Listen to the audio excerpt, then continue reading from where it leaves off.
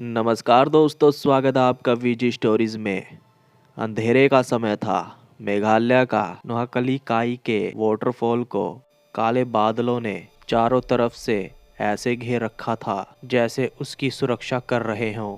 रात के अंधेरे में झरने की आवाज ऐसे लग रही थी जैसे किसी राक्षस को जंजीरों में काबू कर रखा हो और वो उसे तोड़ने की कोशिश कर रहा हो। तभी अचानक से गांव की तरफ से शोर मचाते हुए लोगों का झुंड झरने की तरफ को आता है।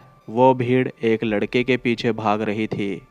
उस लड़के के हाथ में चाकू था। भागते भागते लड़का नौकली काई के उस वाटरफॉल के पास रुक जाता है। भीड़ भी वहां आकर रुक जाती है।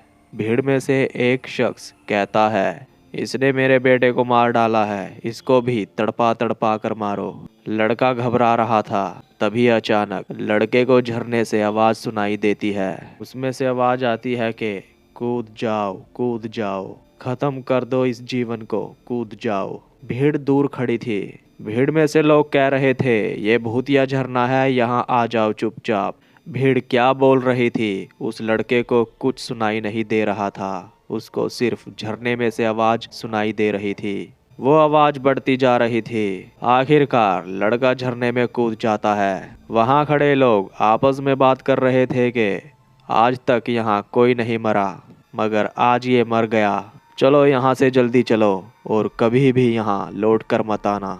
इस घटना के 2 साल बाद मेघालय से लगभग 2000 किलोमीटर दूर दिल्ली में पंकज नाम का लड़का अपने माता पिता को सोलो ट्रिप पर जाने के लिए मना रहा था।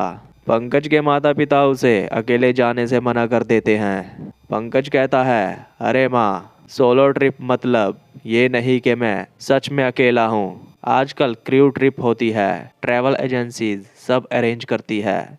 पंकज के पिता कहते हैं, तू हमें बेवकूफ़ समझता है क्या? पंकज कहता है, पापा, मैं बच्चा नहीं हूँ। हम ग्रुप में जाएंगे जिसमें अजनबी लोग होंगे, लेकिन सबकी डेस्टिनेशन सेम होगी।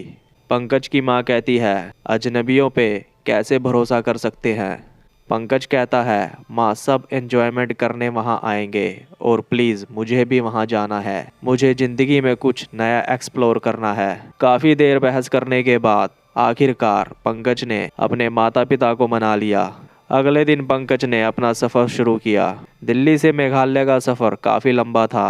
ट्रेन में सफ़र के दौरान उसने अपने ग्रुप के मेंबर्स से मुलाकात की। ग्रुप में थे गुरप्रीत, रहमान, कार्तिक, रिया और आंचल। ट्रेन का सफ़र ख़त्म करने के बाद उन्होंने बस से अपनी मंजिल की तरफ बढ़ना शुरू कर दिया।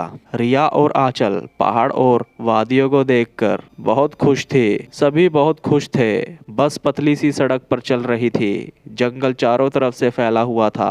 तभी अचानक से बस का रेडियो चालू हो जाता है। रेडियो से आवाज़ आती है कि तुम यहाँ क्यों आए हो, वापिस चले जाओ।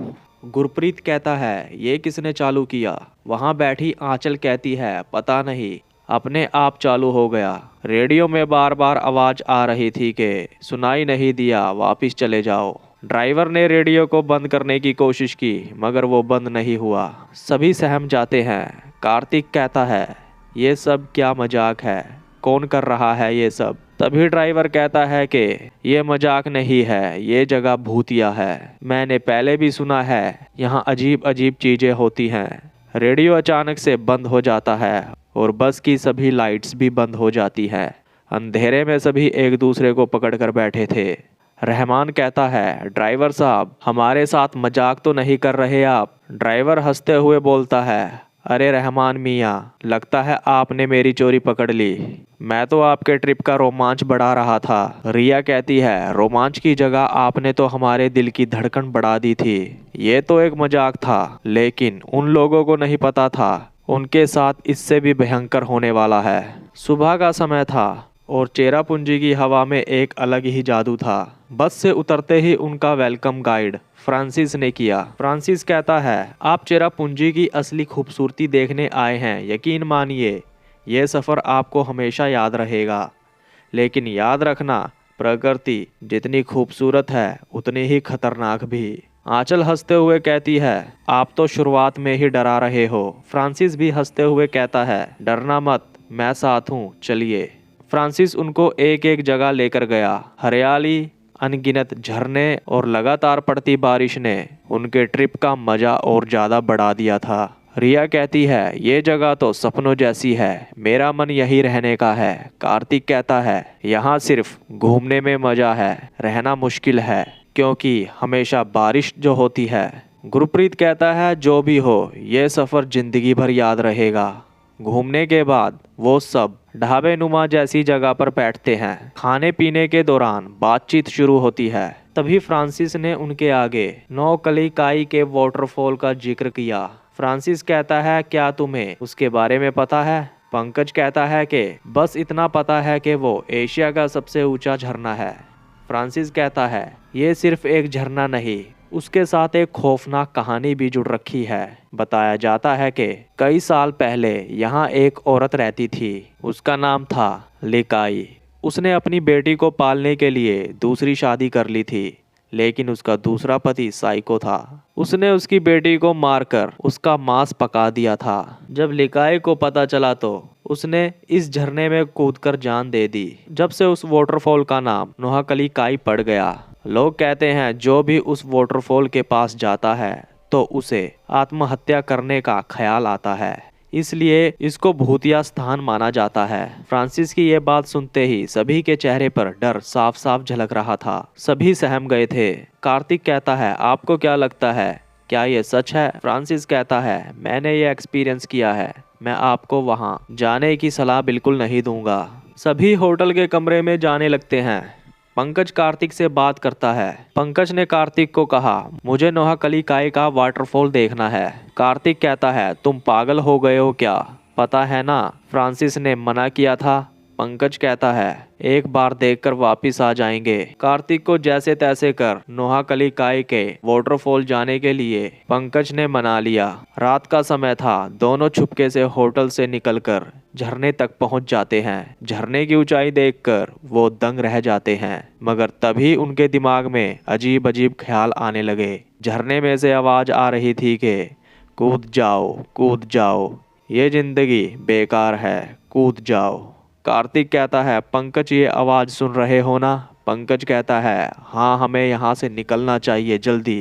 पंकज ने वहाँ से हटने की कोशिश की, मगर कार्तिक वहीं रुक गया।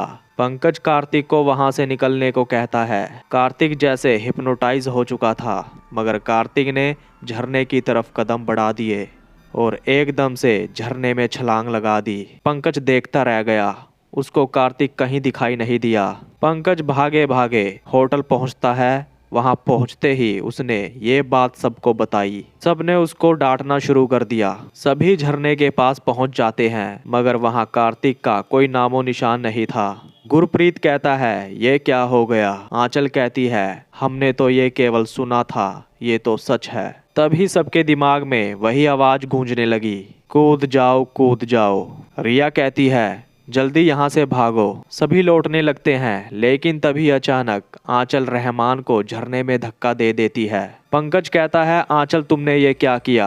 आंचल डरी सहमी आवाज में बोलती है, मुझे भी वही आवाज सुनाई दे रही थी, मैं खुद कूदने वाली थी, मगर अचानक से मुझे रहमान को मारने का ख्याल आ गया। आंचल को सभी होटल में लेकर आ जाते हैं। रिया कहती है, आंचल झूठ बोल रही है, ये सब उसका नाटक है, ये मर्डर है, हमें पुलिस को बुलाना चाहिए। गुरप्रीत भी रिया का साथ देता है। वो कहता है, तभी सच का पता चलेगा जब पुलिस आएगी। आंचल रोए जा रही थी। वो कह रही थी, मैं सच बोल रही हूँ, वो आवाज़ मेरे दिमाग में गूंज रही थी, मुझे पता नहीं चला मैंने क्या किया। फ्रांसिस कहता है, वाकई में ये घटना अजीब है, मैंने पहले भी ऐसा सुना है। नोहाकली काई के वाटरफॉल के पास जाने वाले पहले सिर्फ अपने आप को नुकसान पहुँचाते थे, लेकिन कुछ साल पहले एक लड़के ने गाँव में खून कर दिया था। बाद में उसने वहीं जाकर खुदकुशी कर ली थी। जो वहां जाता है उसको आत्महत्या करने के साथ साथ दूसरों को मारने के भी विचार आते हैं। ये जगह अब बहुत खतरनाक हो चुकी है। गुरप्रीत कहता है, ये सब अंधविश्वास जैसा लगता है। फ्रांसिस कहता है, आप मानो या ना मानो, मैंने ये बात कई बार सुनी है। ये सब उस लड़के की आत्मा कर रही है। सभी डरे सहमे सोच में पड़ रखे थे।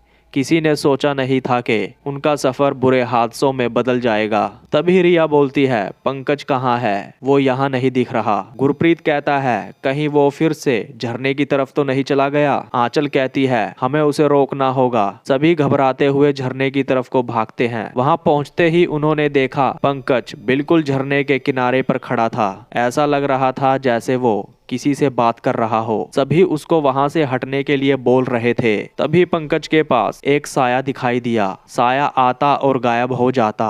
पंकज ने सर घुमाकर अपने दोस्तों की तरफ देखा और धीरे धीरे कर उनके नजदीक आ गया। गुरप्रीत कहता है, पंकज वहां क्या हो रहा था? पंकज कहता है, मुझसे वो साया कह रहा था कि मैं यहीं रहूं, यहाँ से ना जाऊं। सभी ने घबराते हुए पंकज को वहां से दूर किया और वापस वो होटल के कमरे में आ गए। उन सभी ने फैसला किया कि वो अब वापस दिल्ली लौट जाएंगे। सभी बस में बैठकर वहां से निकल पड़ते हैं। सभी मानसिक तनाव के चलते बस में सो रहे थे। बस चल रही थी। तभी अचानक से पंकज की आंखें खुल जाती है। वो अपनी सीट से उठ जाता है। पंकज की आंखें लाल थी। पंकज अपनी जेब से छुरा निकालता है और वो धीरे धीरे अपने साथियों की तरफ बढ़ने लगा।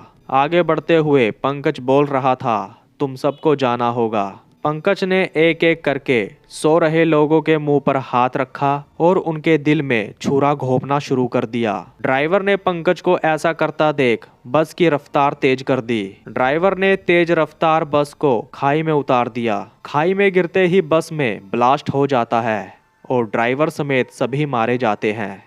अब तक के लिए इतना ही। जुड़े रहिए हमारे चैनल के साथ। नमस्कार दोस्तों।